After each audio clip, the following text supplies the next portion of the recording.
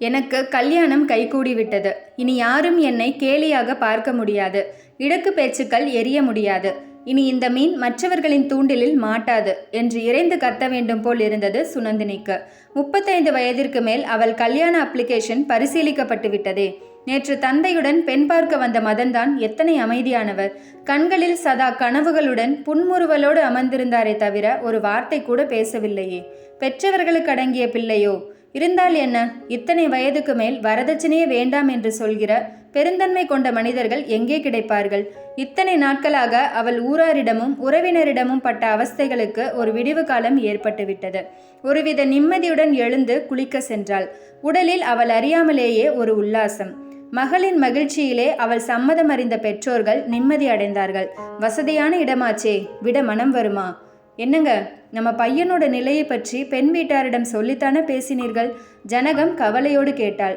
இதை பாரடி, எதையாவது ஒளறி கொட்டி காரியத்தை கெடுத்துடாத. அதெல்லாம் நான் சொல்லலை. கல்யாணம் ஆனா குணமாயிடுவான்னு தான் டாக்டரே சொல்லியிருக்காருல்ல. கோதண்டம் கடுப்படித்தார். அதுக்காக ஆயிரமா ஆசைகளை சுமந்துக்கிட்டு எதிர்பார்ப்போட வர பெண்கிட்ட இந்த விஷயம் எந்த மாதிரி விளைவுகளை ஏற்படுத்துமோ? பயந்து நடுங்கினாள் ஜனகம். ஆமாண்டி, அவள் என்ன சின்ன ஜிருசா? 35 வயதாகிறது.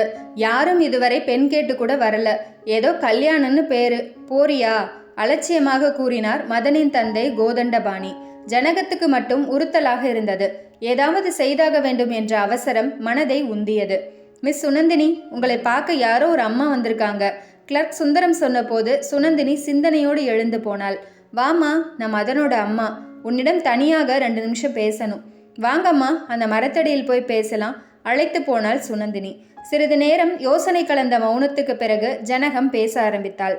அம்மா சுனந்தினி, என் பையன் மதன் ஒரு மனநோயாளி. இது எங்கள் குடும்பத்தின் பரம்பரை நோய். முதலில் அவன் சித்தப்பாவுக்கு இப்படித்தான் இருந்தது. கல்யாணம் ஆனதும் சரியாகிவிட்டது. இவனுக்கும் இப்படி ஒரு வாய்ப்பு கிடைக்கலாம் என்று எண்ணி என் கணவர் முயற்சிக்கிறார். அவர் முயற்சியை நான் தப்புன்னு சொல்ல வரல. ஆனா பையனுடைய கண்டிஷனை பெண் வீட்டுக்காரர்களான உங்களிடம் சொல்லித்தான் சம்மந்தம் பேசணும்னு நான் நினைக்கிறேன். ஒருவேளை திருமணத்திற்கு பிறகும் அவன் சரியாகலைன்னா தெரிஞ்சு மனசுபூர்வமா ஏத்துக்கிட்டா பரவாயில்ல. தெரியாம இதையெல்லாம் யோசிக்க வேணாமா? ஏன்னா நீயும் என்ன போல ஒரு பெண். எங்களுக்கு பணம் இருக்கு என்பதற்காக உன் போன்ற அப்பாவி பெண்ணுக்கு துரோகம் செய்யக்கூடாதல்லவா? நீ நல்லா யோசிச்சு உன் முடிவை சொல்லுமா. ஆனால் ஒரு விஷயம், நான் என் பிள்ளையை பற்றிய விவரத்தை சொன்னது பற்றி யாருக்கும் தெரிய வேண்டாம். முக்கியமாக என் கணவருக்கு தெரியக்கூடாது. நான் வரமா? சுனந்தினியின் பதிலுக்கு காத்திராமல் ஜனகம் விடுவிடென்று நடந்தாள்.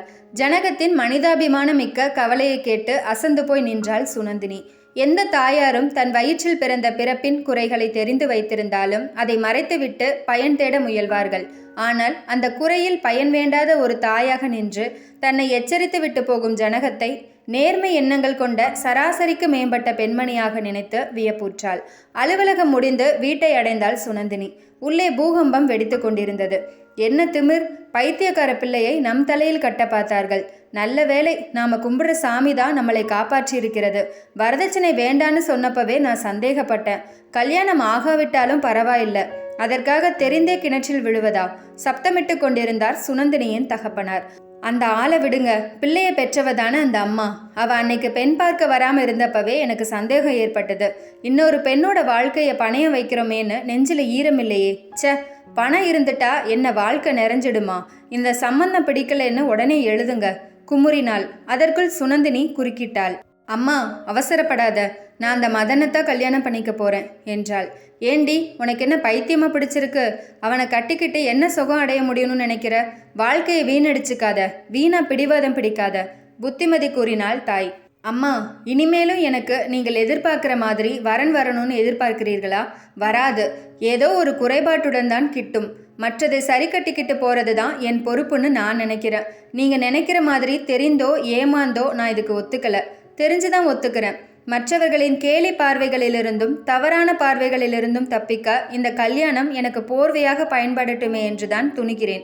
என் அதிர்ஷ்டம் அவர் குணமடைந்தால் தியாகத்தின் வெற்றியாக இருக்கட்டுமே. அந்த மனிதரின் நேர்மை எண்ணம் கொண்ட தாய்க்காக நான் செய்கிற தியாகமாக இருக்கட்டுமே. இல்லை, என் சுயநலமாக இருக்கட்டுமே. என் விருப்பத்தை தயவு செய்து பூர்த்தி செய்யுங்கள் அப்பா, தீர்மானத்துடன் சொன்னாள் சுனந்தினி. சரி, செய் என்று எங்கள் வாயால் சொல்ல பயமா இருக்கம்மா. உன் இஷ்டம், எப்படியோ அப்படியே செய். இவ்விஷயத்தில் நீ ஒரு தீர்மானத்தோடு இருக்கிறாய். இதற்கு நாங்கள் ஏன் குறுக்கே நிற்க வேண்டும்? கனத்த மனத்தோடு தாயும் தந்தையும் கல்யாண ஏற்பாடுகளை கவனிக்க முற்பட்டார்கள்.